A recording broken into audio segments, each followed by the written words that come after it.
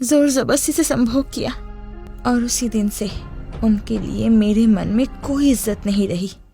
शादी के बाद से ही नोटिस किया कि रेहान मुझे एक अजीब सी दवाई खाने के लिए देता है, पर कभी सही से कहा नहीं कि वो दवाई किस लिए है। और वो दवाई खाते ही मेरे शरीर में कुछ हलचल होने लगती है। पति के एक छुअन के लिए मैं प्यासी बन जाती हूँ। बार बार रेहान से पूछने के बाद भी वो हमेशा कुछ ना कुछ और जवाब देता था। कभी वो कैल्शियम की है तो कभी वो विटामिन की है। एक दिन वार्डरोब का ड्रॉयर खोलते ही मुझे वो दवाई मिली, जिसे देखकर मुझे थोड़ा शक तो हुआ। तो मैं वो दवाई लेकर ऊपर फ्लैट में रहने वाली डॉक्टर दीदी के पास गई। दवाई को देखकर उन्होंने मेरी तरफ हैरानी नजरों से देखते हुए कहा, ये किसके लिए है? मैंने कहा, मैं ही खाती हूँ, मेरे पति मुझे हमेशा खाने के लिए देते हैं। इसे सुनकर वो पूछती है कि इसे खाकर मुझे कैसा लगता है। शर्माते हुए मैंने सर झुकाकर कहा, शरीर में एक अनजान सी हलचल होने लगती है। दीदी तब मेरा हाथ पकड़कर कहती है कि मैं तुम्हारी बड़ी बहन जैसी हूँ, तो बिना झिझक के कहो कि तुम दोनों का रिश्ता कैसा है। मैंने कुछ देर सोचने के बाद कहा, मैं अपने पति को अंदर से घृणा करती हूँ। शादी की पहली रात ही जब मेरे पति मेरे करीब आना चाहते थे, तब मैंने उनसे कहा था कि मुझे थोड़ा वक्त दीजिए। जबकि हम दोनों का अरेंज मैरिज हुआ है, तो एक दूसरे को जानने के लिए भी तो थोड़ा वक्त चाहिए। तब मेरे पति ने गुस्से में मुझसे कहा, वक्त चाहिए मतलब? मैं तुम्हारा पति हूँ और इससे ज्यादा और क्या पहचान चाहिए? इसके बाद मेरे पति जब मेरे कपड़े उतारने की कोशिश कर रहे थे, तो मैंने रोते हुए उनसे कहा था, रहम कीजिए, ऐसा मत कीजिए मेरे साथ, पीरियड्स चल रहे हैं मेरे, 2 दिन का वक्त दे दीजिए। पर उन्होंने मेरी एक बात भी नहीं सुनी, जोर जबरदस्ती से संभोग किया और उसी दिन से उनके लिए मेरे मन में कोई इज्जत नहीं रही।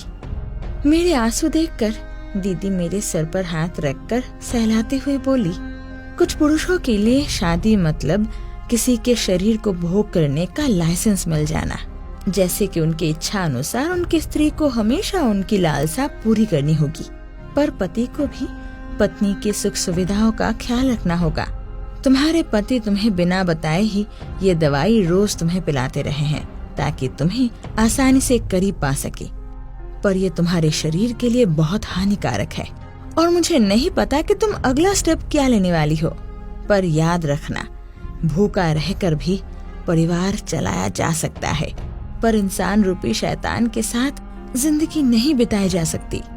कुछ दिनों बाद जब मैं पीरियड्स के दर्द से तड़प रही थी, ऐसे वक्त पर रेहान संभोग करने के लिए जोर करने लगा, तो मैंने कहा, रोज मेरे साथ जो शारीरिक शोषण कर रहे हो, क्या वो कम है कि 2 दिन का सुकून तक नसीब में नहीं है? मुझे पीरियड्स है और नहीं तो क्या रोज की तरह मुझे दवाई पिलाकर मेरे साथ संभोग करने की कोशिश करोगे? इस बात को सुनकर रेहान गुस्से में मुझसे कहा, शारीरिक शोषण करता हूँ मतलब? मैं तुम्हारा पति हूँ, संभोग करने से तुम मुझे रोक नहीं सकती हो। मैंने तुमसे शादी की है और इसका मतलब मेरा जब मन चाहेगा मैं तुम्हारे साथ संभोग करूंगा। और ऐसी बात कभी सुनी है कि पति अगर स्त्री की इच्छा के विरुद्ध संभोग करता है तो उसे शारीरिक शोषण कहते हैं? तुमसे शादी की है, इसका मतलब मैं जब चाहे संभोग कर सकता हूँ। वैवाहिक जीवन में स्त्री के ना चाहने पर भी संभोग को शारीरिक शोषण नहीं कहते हैं।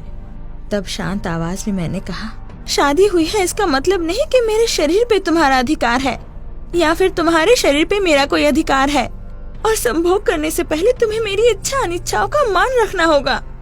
मेरी बातों से गुस्से में आकर रेहान ने मुझे कस के थप्पड़ मारा। तब मैंने वार्डरोब खोलकर उस दवाई को उसके हाथ में देते हुए कहा, इस दवाई को खाकर जाओ किसी वेश्या के पास जाओ, पर मेरे पास नहीं।